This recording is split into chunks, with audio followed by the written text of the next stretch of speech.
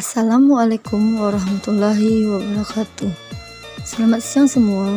Perkenalkan, saya Sylvia Prima Putri SPD, Guru Teknologi Informasi dan Komunikasi di MTSN 1 Padang Pariaman. Yang mana pembahasan kali ini materi kita yaitu peranan teknologi informasi dan komunikasi dalam kehidupan. Adapun tujuan pembelajaran, diharapkan peserta didik mampu mengetahui peranan atau manfaat teknologi. Maka dari itu, silakan mengikuti video berikut ini. Teknologi informasi dan komunikasi mempunyai peran yang sangat penting dalam kehidupan sehari-hari. Peranan tersebut pada dasarnya untuk mengatasi kesulitan-kesulitan dalam menjalani aktivitas sehari-hari.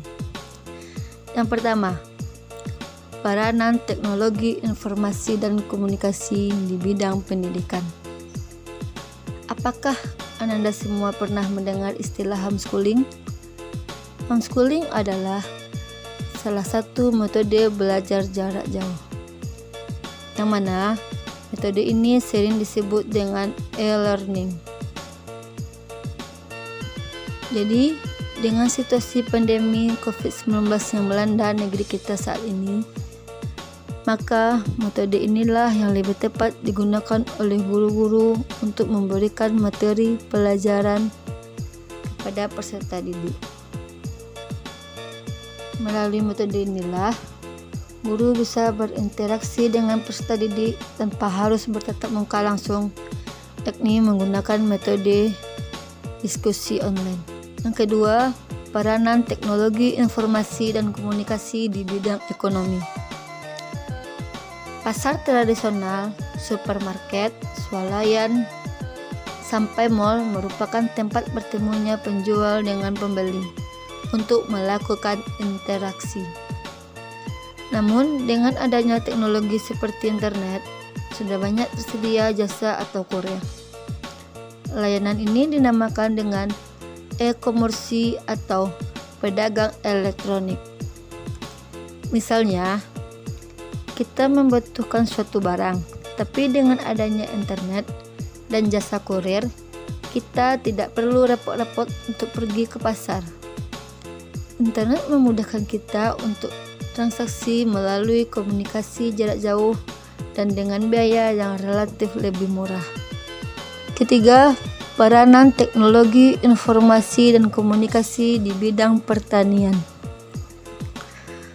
Departemen Pertanian telah memanfaatkan internet sebagai sarana untuk menyebarkan informasi ke seluruh petani yang ada di Indonesia. Misalnya, petani Indonesia sedang dihadapkan dengan banyak kendala, mulai dari lahan, musibah, hama, wabah penyakit, pupuk, bibit, bahkan bencana alam. Kendala-kendala tersebut berbeda dari satu daerah dengan daerah lainnya. Jadi, untuk mengatasi permasalahan tersebut, selain terjun langsung ke lokasi, Departemen Pertanian juga menyediakan situs yang memuat segala informasi yang dibutuhkan para petani Indonesia. Selanjutnya, yang keempat, peranan teknologi informasi dan komunikasi di bidang politik. Teknologi informasi dan komunikasi juga mempunyai peranan dalam proses demokrasi. Misalnya, pemilihan kepala daerah atau pemilu. Banyak lembaga survei melakukan sistem perhitungan suaranya dengan menggunakan sistem quick count.